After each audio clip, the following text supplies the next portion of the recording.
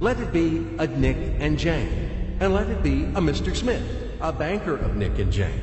They both keep their money in his bank. That's why we use the title Mr. Smith with respect. Nick really wants to buy, well, let's say Jane's bicycle, but he has no money.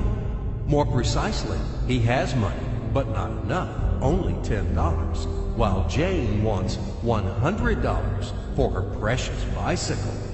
That's a problem. What should Nick do? Well, this bicycle is so desirable.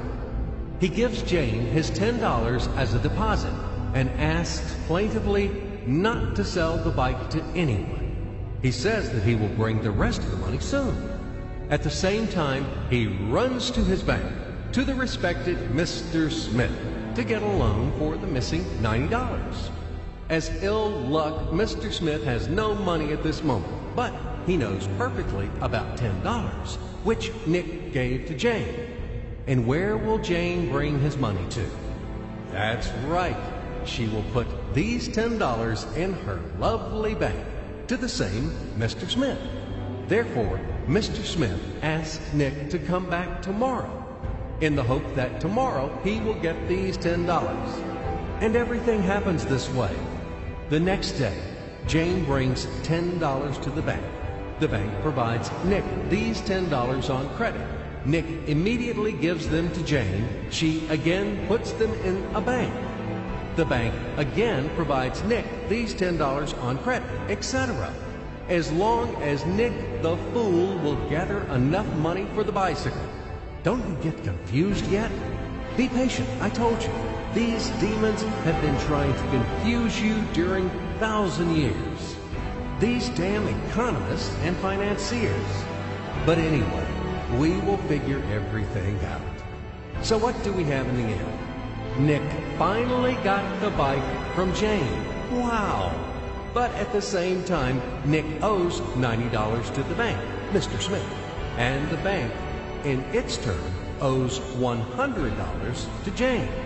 In other words, those $10, which were existed initially, have magically turned into $200, $190 of debts plus real $10. But these $10 would also turn into $1,000, even in a million or a billion, if Nick would make a more expensive purchase. In this case, our $10 would make the increasing number of its cycles, circuits from hands to hands. That's it.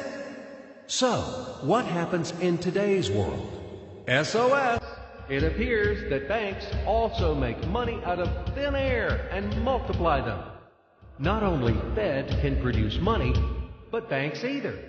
In short, everybody can do this, except you and me. We are not in the business at this celebration of life.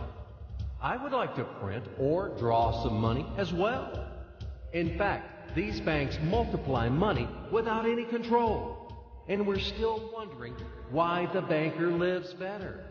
What are naive fools are we? Now it is clear why.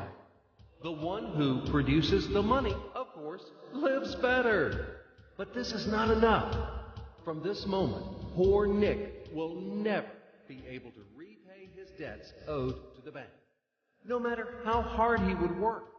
Silly Nick doesn't know it yet, that he's in slavery to the bank, in credit bondage forever, because those $90 which he owes to Mr. Smith do not exist in nature at all.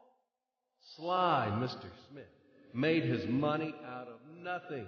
He created them out of thin air, just one click. And $10 turned into $200. Yes, but you can object